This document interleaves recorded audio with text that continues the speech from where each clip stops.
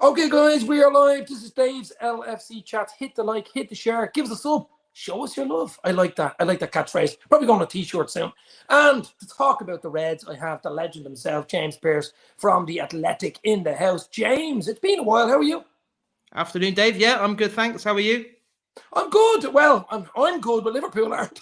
I mean, we're a little bit in the mud at the moment. I was just thinking, I've had you on a few times over the years, and I was looking back on old shows yesterday, and whenever I've had you on, Liverpool were absolutely flying up against City, breaking records, winning trophies, dreamland. And all of a sudden, I have you on here now, end of April, middle of April, and we're a little bit in transition, to say it nicely, James. You know what I mean?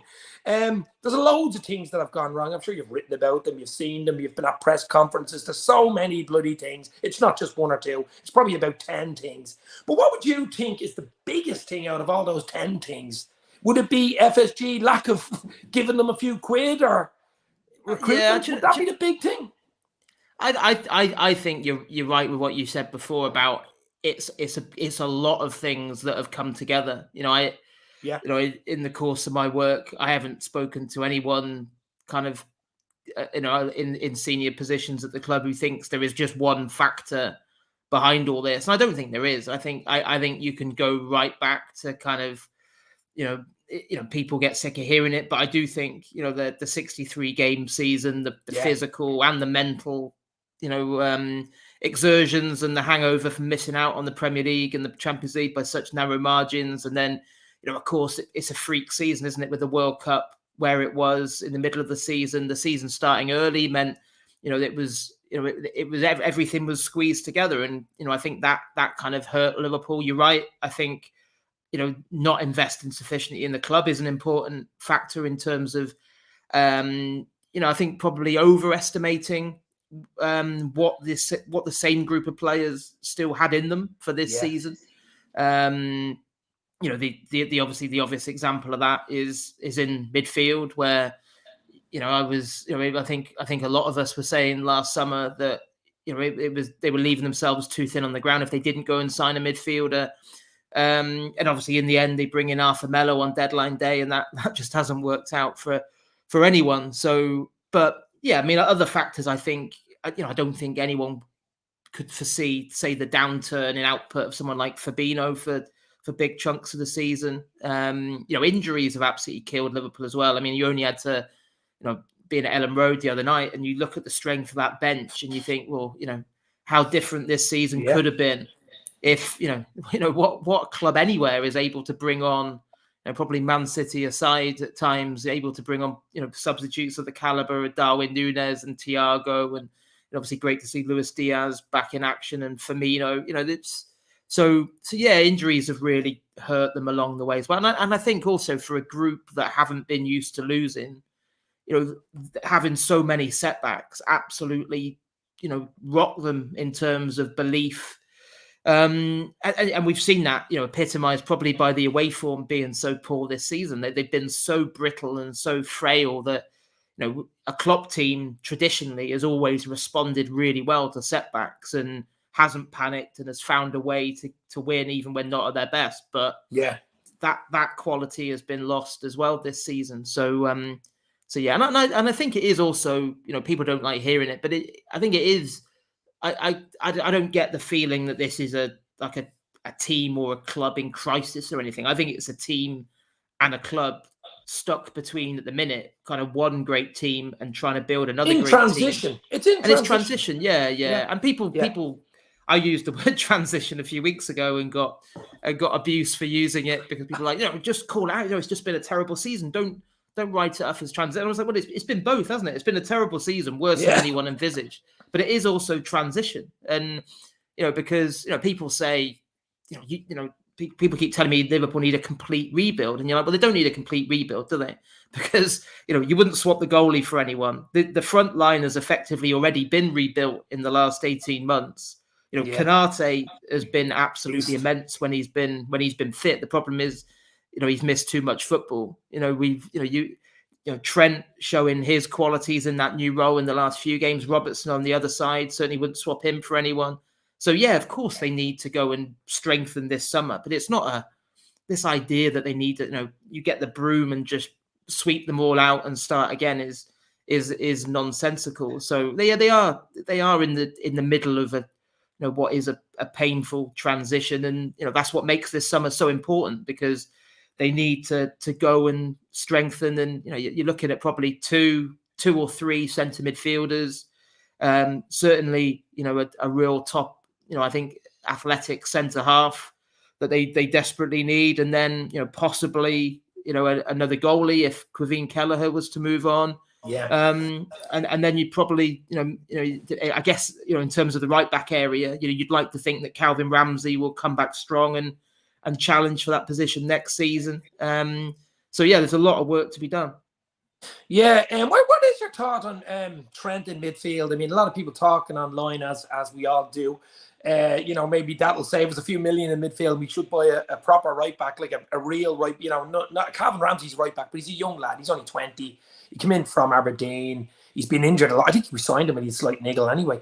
But what do you think of that? Maybe bringing a right back. You'd have Trent in midfield. Maybe bring two more midfielders in. Maybe a centre half up front. We're fairly stacked.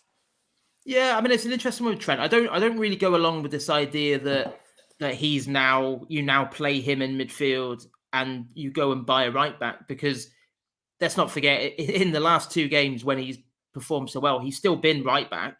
He's just been playing as an inverted full back, and he's still the right back when Liverpool aren't in possession. It's just he steps into those central areas when they do have the ball, and he's effectively like a second holding midfielder, if you like, alongside Fabinho, and it's worked really well. So I guess that's the decision for Klopp. If he sees this as a long-term plan, then effectively Trent is still your right back, and it doesn't change what you need to go and do in terms of replacing and strengthening the midfield this summer. If he actually thinks, well, actually, I want this to evolve into him actually being a centre midfielder, then that's different, because then you're right, that then opens up the, well, that's effectively an extra midfielder, and you need definitely to go and buy a right back. But at the minute, I don't get that sense. He is, yes, he's done very well, and showcased his range of passing, epitomised by the assist for Darwin Núñez late on the other night. But he is still the right back, and for me, for that to work, if that's the plan long term, then Liverpool. That's another reason why I mentioned before about the need to go and sign an athletic elite centre half, because Konate, it asks a lot of Konate. And I thought he's yes, people will pounce on the error for the goal the other night, but apart from that, I thought he was brilliant. But I'm not quite convinced that Liverpool have someone else who's athletic enough to cover that kind of ground, because it does ask a lot of the centre half on that side, which that makes that really important in terms of the transfer business this summer. Speaking of midfield, we know a lot of our problems have come from midfield. The energy seems to have been gone. We were the Gangan press, the rock and roll, the heavy metal football, whatever. A lot of it came from the midfield. When you go back to the winning team, the Champions League winning teams, you had Genie in there, and you fellas running all over the place. You seen a little bit of it against Leeds the other night, where Klopp was sitting on the. I don't know whether you've seen it when it was a minute before the bloody fit. It was 6-1 up away from home. And Klopp's going slumping back down into his chair, because, that's what he wants to see in the 94th bloody minute. He wants to see that from the first minute to the 94th. That was the energy back in Liverpool. That was the first time probably. We've shown it in a few games. This has been a strange season, James, I'm sure you know. I mean, 7-0 against United, once in a generational bloody scoreline. 9-0 equaling the Premier League record against Bournemouth. 6-1 the other night. We beat City. We've had some unusual. Rangers 7-1 away. Crazy results in a surreal season. And then we can get beaten by Forest. We can get beaten by the likes of, Brighton are a decent side. Brentford are a decent side. But it's been a crazy season, hasn't it? Yeah. It's I think that's why it's been very difficult to kind of draw conclusions about what exactly that the club does need to go and do in the summer, because you're right, there's been it's not been a complete tale of woe. The problem has been they haven't been able to follow it up. There's kind of been flashes of, yes, this is much more like the Liverpool we've known and loved for so many years under Klopp, and and then they haven't been able to follow it up, and yeah, a lack of energy and intensity has absolutely killed them in so many games, and that was why I feel that was a. I asked Klopp after the game on Monday night what pleased him most, and he said, 92nd minute, the sight of, I think it was Trent, it was Diaz, Thiago, and Nunes, 4 of them hounding that Leeds player, and he ended up being dumped on his backside as Nunes came away He with slumped the back ball. into the chair. It was brilliant. It's a gift. Yeah, it's one of those gifts. Yeah. And he was like, "Oh my God, I love it." And it was because that was, usually you wouldn't even it wouldn't have drawn that much attention, because it was like, well, that's Liverpool, that's what they do. But the reality is, for so much of this season, it hasn't been Liverpool, and it hasn't been what they've done. What seldom is wonderful, James. Yes, yeah, and I think a lack of energy maybe goes back to the exploits of last season. I think it's also a lack of confidence, because I think when you counter press as a unit, everyone has to be in tune, everyone has to believe 100% in what they're doing, and if you arrive there half a yard late, it doesn't work, and you're very easy to play through, and that's probably been the most alarming thing for the so drop off of the form season. Though, do you not think of key players? The likes of Van Dijk hasn't been quite right. That type of thing.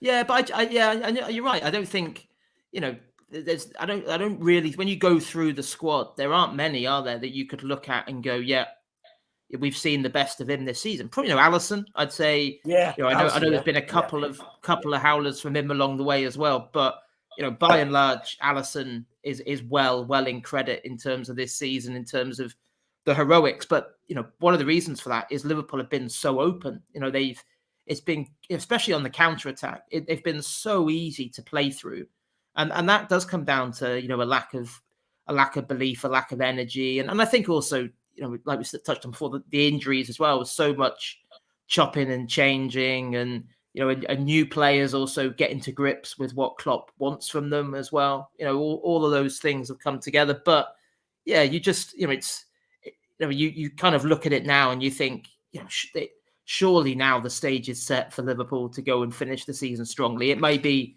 they've left themselves obviously a huge amount to do in terms of the top 4. I think I saw the kind of the statisticians have given them, I think, a 12% chance of making the top 4, and probably is about right when you look at it. 1 in 8 chance. Yeah, I think they probably do need to go and win their last 8. That would get them 71. It's not in our hands. That's the problem. You can win the 8, you still get a Europa League spot. Yeah. But I think especially when you look at the options Klopp has got now, you certainly think there's no excuses now. Especially with the gap between games, and and that's important, because yes, we all know that Liverpool are going to go and spend in the summer and strengthen, but you can't just write off the rest of the season. You need positivity to cling to going into the summer. I seen something today. It broke today. I don't know how real it is, and about Fabio Carvalho. I know he's been injured. He's a young lad. When he came in from Fulham, I mean, he was the next big thing. I mean, I was excited. I'm sure you were. He was brilliant at Fulham. He came into Liverpool. He scored that winner deep in time against Newcastle. A lot of stuff about him being sold. I can't believe that. I'd say he'd go out on loan, if anything. I mean, he's so much potential. Why the hell would you sell him? I don't know whether you've seen it today, did you? Yeah, I only saw it very briefly on social media, because I've been working today. But I'd be surprised if it was a permanent. I think maybe when you. And I think also it'd be one of those ones that will get assessed in the summer in terms of what have we got, because at the moment obviously Liverpool don't even know whether they've got European football next season, and if you don't have Europe, then you don't need as deep a squad, because imagine if Liverpool end up in the Europa Conference, you're gonna need bodies. Don't say that. You're not going to want to risk too many of your big hitters on a Thursday night in Latvia. But yeah, he's had a frustrating time of it, hasn't he? I think he's only played a couple of minutes of Premier League football since the World Cup. And yeah, you kind of look at it and you think, well, it's difficult to see where he gets back in the team at the minute, because it's probably two possible roles for him. Left of the front 3, where he played a lot of his football early on in the season. But of course, that was mainly when there was no Diaz, no Jota. Both of those now fit. Nunes has been used off the left as well. So, it's difficult to see him getting a look in there. And then you think one of the three in midfield, I think what's probably counted against him at times is his work off the ball rather than what he does on the ball. And yeah, it's been a difficult time for him, but I'm sure it'll be one that Liverpool sit down and look at in the summer and decide then. But I think you're right. It would, to me, it would make more sense to if you're thinking about offloading him to develop him, then surely it would be a loan rather than a permanent. But of course, these things always depend on the size of the offer that came in. If you got, I think, what did he cost? 7.7 million. I think it was something like that. Yeah. So which is a snip, really. Yeah. It's one of those ones that you just know that regardless of what happens with Fabio Carvalho and his Liverpool career, that as and when the time goes, I'm sure he'll move on for a lot more than that. In the same way as it was a bit of a no-brainer, signing someone like Minamino, because it was you knew full well that with his really low release clause, you'd get decent money for him at some point as well. So obviously it's a big summer. The rebuild hopefully will start. I'm sure it will, as you say, and FSG will have to put their hands in the pocket. But before we go, we'll mention one midfielder, which I'm sure you've heard a lot of in the last 18 months. I have Mr. Jude Bellingham. The news broke about a week or 10 days ago. I think it was Joyce that broke it, or Ornstein, I'm not sure, that Liverpool, they looked at the deal. It was a lot of money. I'm even hearing now the second toss. But I mean, what's your take on this whole bloody Jude Bellingham fiasco? Was it ever on, or is it on, or will it ever be on? Who knows? Well, three questions in one there. Yeah. It was. I mean, it was. It depends how you define. Was it on? I think it was on in terms of Liverpool coveting him and chasing him for a long time, and a lot of discussions went on behind the scenes. And of course, when Liverpool didn't pursue a plan B after missing out on Tchouaméni last summer when he went from Monaco to Real Madrid, the kind of message then was that Liverpool couldn't get who they really wanted, so they were going to sit tight for 12 months. And and clearly the insinuation was that was Bellingham, because Bellingham couldn't be bought from Dortmund in 2022. But I think it was all the way along. Whenever I've written stuff about Bellingham over the course of this season, and senior figures along the way have always said, yes, of course, we're seriously interested. I mean, you only had to listen to when Klopp has talked about him.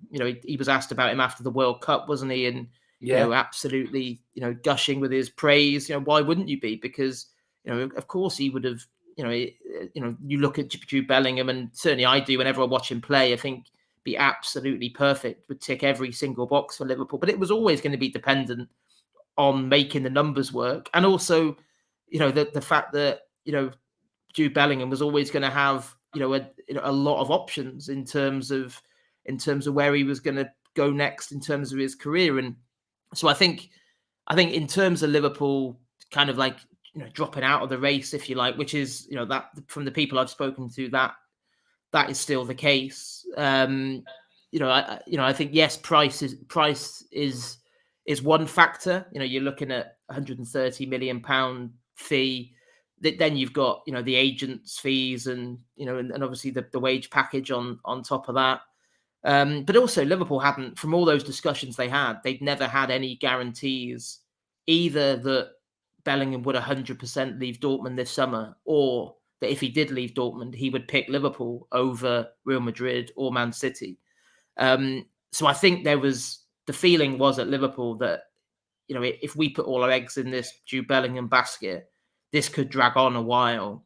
Yeah. And then, imagine backfire. And then, if he doesn't end up leaving, if Dortmund, if you can't either agree a package in terms of payments for the fee, or if he picks somewhere else, then how many of those other targets that Liverpool would have turned to by then? They might have already gone elsewhere. So, and I think, people say, but Liverpool always knew, roughly what the Bellingham fee would cost. But what they didn't know over the course of the season, certainly earlier on in the season, was just the extent of how many players they envisaged, this season being as bad as it has been.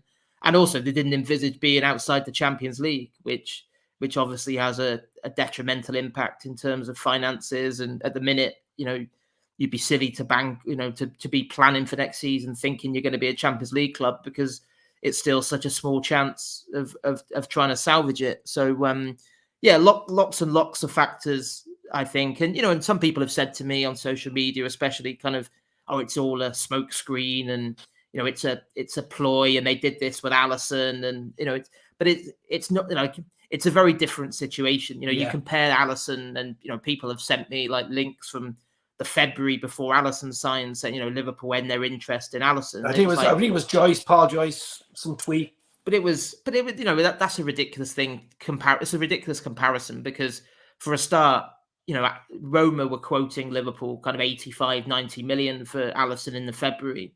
And it was around that time that actually Karius had a bit of an upturn. And so Liverpool's point was, well, we're not going to be buying Allison at that price. And then, of course, Karius's form, the final. Yes, Kiev happened.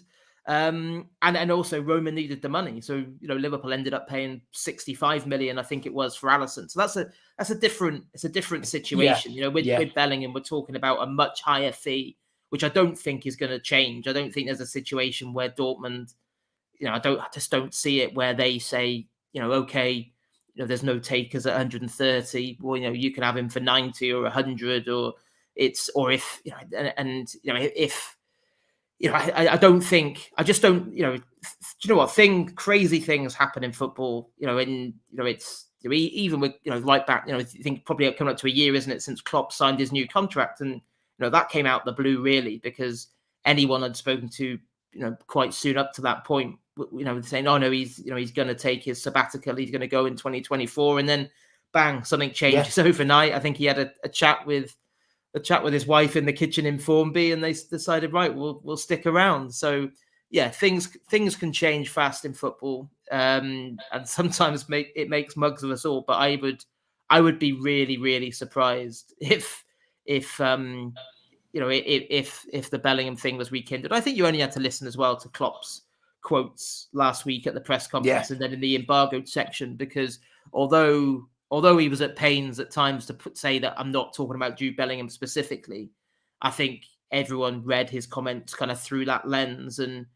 probably rightly so, in terms of, it was, I think, him explaining kind of where they're at. And frustrating. And I think, I think, obviously, some people, there's a lot of angry fans because of the Bellingham news, which I understand. They're there anyway. They're already there. I think it's, I don't really understand. I think you can understand the logic of Liverpool not wanting to commit probably, a vast section of their transfer committee to one player when they clearly need 4 or 5 signings. But at the same time, bemoan the transfer strategy, which has left them needing to do so much in one window. I don't think you have to be on one side or the other. You can understand the logic of not doing it because of the situation, but that doesn't mean that this situation could have been avoided by doing more last summer. In particular, strengthening that midfield, because the fact that Thiago is the only senior midfielder they brought in since Keita in the summer of 2018, is a crazy statistic, really. And it's damning, actually. Yeah. There's, and just when you look at the profile of the midfielders as well, there's a lot that with vast experience that are reaching the kind of last few years of their career. There's some really talented young players still learning their trade, but there's not enough in that middle period, is there? Probably the only player who's probably at an age where you'd say, that's kind of peak years for a midfielder is Keita. And of course, he's, on the verge of leaving the club after another, injury-plagued season. Yeah, I know. Look, it's been crazy season. I just hope Liverpool get it right. I think it's a big summer. It's a big summer for FSG. It's a big summer for Klopp. It's a big summer for the fans. It's a huge summer. They've got to get it right, rebuild. Klopp's 3 years left on his contract. I have a feeling if he's given time and given money, he might even extend to 2028. He might give it, because it'll take more than probably 1 or 2 windows to get this right. I think it might. I think, that Then again, 3 years is probably about right for Klopp. He's given us an extra 2 years, and it's just actually 2 years, isn't it? Just great to have him. Just great to have him. Just before we go, what's your thoughts on Keller? I have a feeling he's going to go in the summer. I think there's been a lot of hints at it. He's good enough to play Premier League football. I mean, I think that's the thing. I mean, Liverpool have known for a number of years that you were never going to keep hold of someone like Kelleher indefinitely as a backup.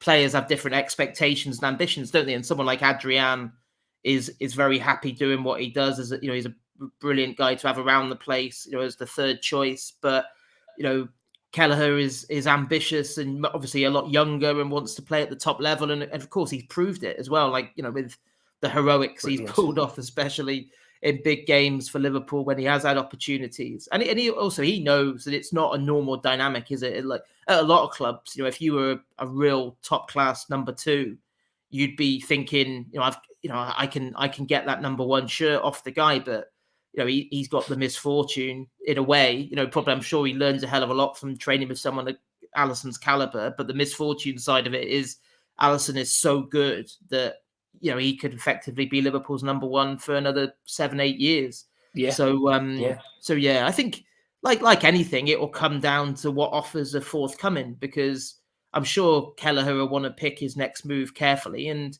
it's a strange one, isn't it? Because there's not there won't be too many kind of Premier League clubs, top level clubs in the market for a new number 1 this summer. And maybe Liverpool, Spurs, of course, maybe Spurs, someone like that.